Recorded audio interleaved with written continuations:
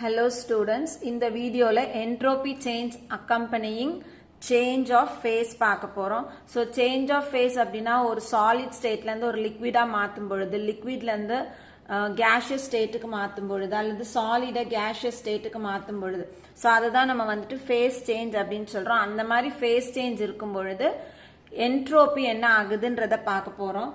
So இப்போ வந்துட்டு ஒரு solid liquid-ஆ மாறுது. So எப்போ வந்து ஒரு solid liquid-ஆ மாறும் அப்படினா அதனுடைய melting point-ல. அதே மாதிரி ஒரு liquid-ஐ நம்ம வந்துட்டு vapor-ஆ மாத்துறோம். So அதை வந்து நம்ம boil பண்ணும் பொழுது என்ன ஆகுது? vapor-ஆ போகும். So எந்த point-ல அது vapor-ஆ போகும் அப்படினா அந்த liquid-னுடைய boiling point-ல. அதே மாதிரி ஒரு solid எடுத்து அந்த solid-ஐ நம்ம ஹீட் பண்ணும் பொழுது டைரக்டா அது வேப்பர் ஃபேஸுக்கு போகுது அப்படின்னா ஸோ எப்போ அது அந்த மாதிரி வேப்பர் ஃபேஸுக்கு போகும் அப்படின்னா அதனுடைய சப்ளிமேஷன் பாயிண்ட்ல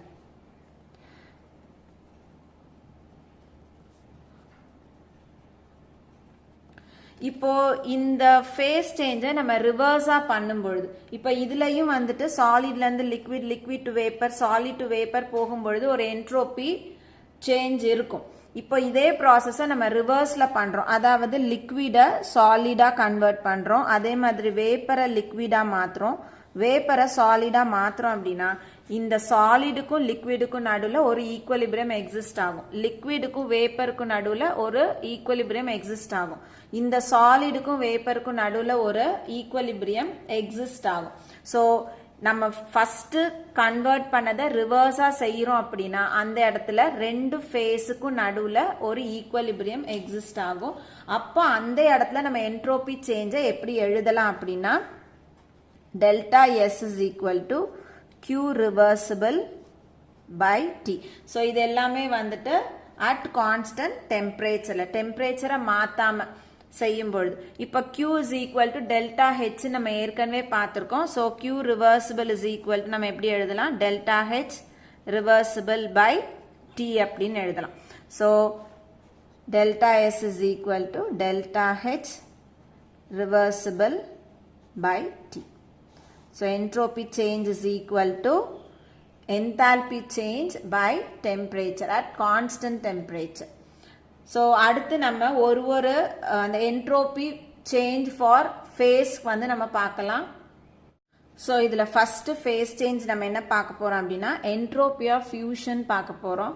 ஸோ என்ட்ரோபி ஆஃப் ஃபியூஷன் அப்படின்றத டெல்டா எஸ் ஃபியூஷன் அப்படின்னு எழுதுறோம். So the heat absorbed when 1 mole of solid melts at its melting point reversibly is called molar heat of fusion. So molar heat of fusion அப்படின்றது என்ன? ஒரு mole solid நம்ம இங்க solid to liquid சொன்னோம்ல இந்த எடுத்துக்கிற சாலிட்னுடைய அளவு எவ்வளோ இருக்கணும் 1 மோல் இருக்கணும். ஸோ ஒரு மோல் ஆஃப் சாலிட் அதனுடைய மெல்டிங் பாயிண்ட்ல அது என்னவா கன்வெர்ட் ஆகும் அப்படின்னா லிக்விடா கன்வெர்ட் ஆகும். ஸோ அது லிக்விடா கன்வெர்ட் ஆகிறதுக்கு அது எவ்வளோ ஹீட் அப்சார்ப் பண்ணுச்சோ அதை வந்துட்டு நம்ம என்னன்னு சொல்றோம் molar heat of fusion. So ரிவர்சிபிளா இதை பண்ணும் பொழுது எவ்வளோ ஹீட் வந்து அப்சார்ப் பண்ணுச்சோ அதை வந்துட்டு மோலார் ஹீட் ஆஃப் ஃபியூஷன் அப்படின்னு சொல்றோம். அப்ப அந்த இடத்துல இருக்கக்கூடிய என்ட்ரோபி சேஞ்ச் அப்படின்றத நம்ம எப்படி எழுதலாம் delta S fusion is equal to இந்த இடத்துல நம்ம என்ன எழுதியிருக்கோம் டெல்டா ஹெச்னு எழுதியிருக்கோம்ல அதே மாதிரி இந்த இடத்துல delta H fusion by D.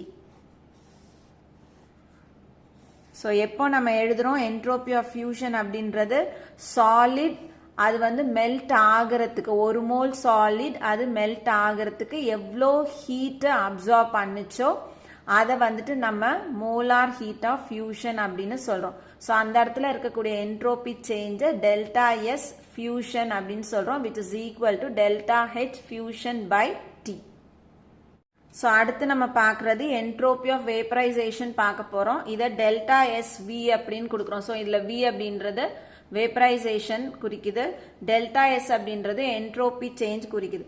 So heat absorbed when 1 mole of liquid is boiled at its boiling point reversibly is called molar heat of vaporization.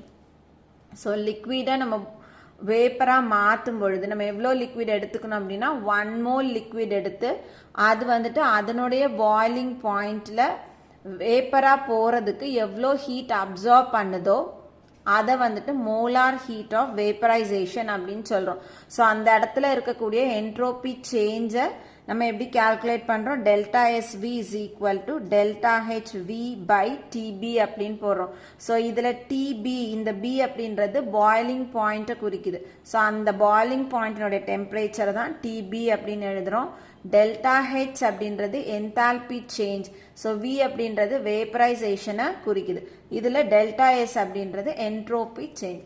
So இப்போ என்ட்ரோபி ஆஃப் வேப்பரைசேஷன் அப்படின்றது ஒரு மோல் லிக்விட் அதனுடைய boiling பாயிண்ட்ல எவ்வளோ heat absorb பண்ணுதோ அதை molar heat of vaporisation அப்படின்னு சொல்றோம்.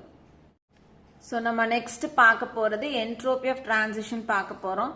ஸோ டிரான்சிஷன் அப்படின்றது இந்த இடத்துல ஒரு அலோட்ரோபிக் ஃபார்ம் இன்னொரு அலோட்ரோபிக் ஃபார்மா டிரான்சிட் ஆகும் பொழுது அந்த இடத்துல இருக்கக்கூடிய அந்த என்ட்ரோபி சேஞ்சை என்ட்ரோபி ஆஃப் டிரான்சிஷன் அப்படின்னு சொல்றோம். இப்போ எக்ஸாம்பிளுக்கு நம்ம கிராஃபைட்டும் டைமண்டும் எடுத்துக்கிறோம்னா ரெண்டுமே வந்து they are allotropic form of carbon.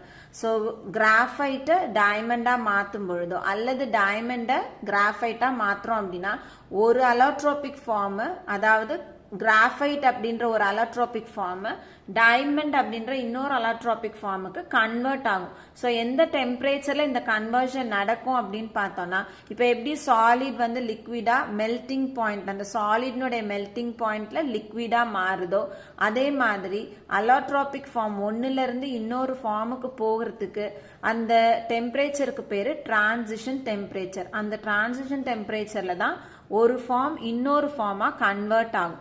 So அந்த இடத்துல இருக்கக்கூடிய அந்த என்ட்ரோபி சேஞ்சை நம்ம என்னன்னு சொல்றோம்? என்ட்ரோபி ஆஃப் டிரான்சிஷன் அப்படின்னு சொல்றோம்.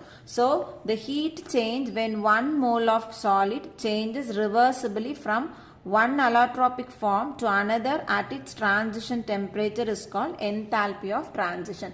So enthalpy of transition அப்படின்றது ஒரு 1 mole of solid, அதாவது 1 mole of ஒரு அலோட்ரோப் டிரான்சிஷன் டெம்பரேச்சர்ல இன்னொரு அலோட்ரோபிக் ஃபார்முக்கு மாறுது அப்படின்னா அந்த இடத்துல இருக்கக்கூடிய ஹீட் சேஞ்சை நம்ம என்னன்னு சொல்றோம்?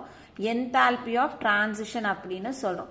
ஸோ அந்த இடத்துல இருக்கக்கூடிய என்ட்ரோபி சேஞ்சை நம்ம எப்படி எழுதுறோம்? Delta S T is equal to delta H T by T T. So இதுல இந்த டிடி அப்படின்றது இந்த டிரான்சிஷன் டெம்பரேச்சரை குறிக்குது.